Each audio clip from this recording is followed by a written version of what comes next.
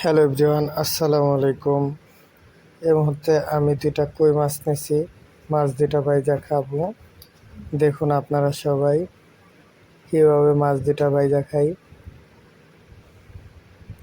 মাছ দুইটা অবশ্য আমার এক কাকার পুকুর থেকে উঠে নিয়ে আইছি। আসার সময় দেখলাম মাছ দুইটা পারে, তাই উঠে নিয়ে আইছি দেশি কই।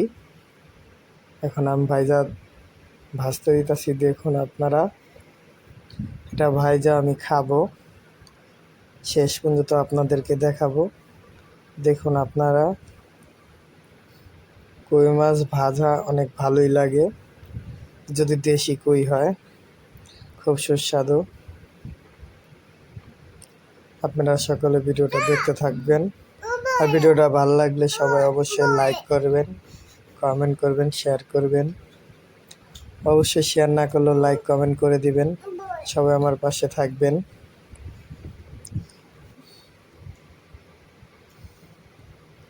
দেখুন মাছটা প্রায় হয়ে গেছে আমার ভাজা।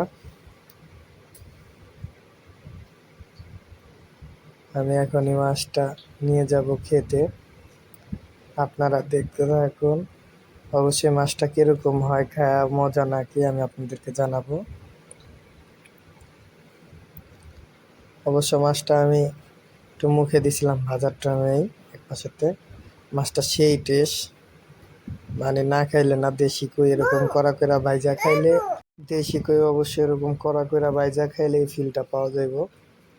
সরিষার তেল দিয়া খুব মজা হয়েছে। আপনারাও এরকমভাবে ট্রাই করবেন। আমি এখন খাবো। সবাই আল্লাহ হাফেজ। আমার ভিডিও দেখবেন, সবাই লাইক কমেন্ট শেয়ার করবেন। সবাইকে আল্লাহ হাফেজ, ভালো থাকবেন।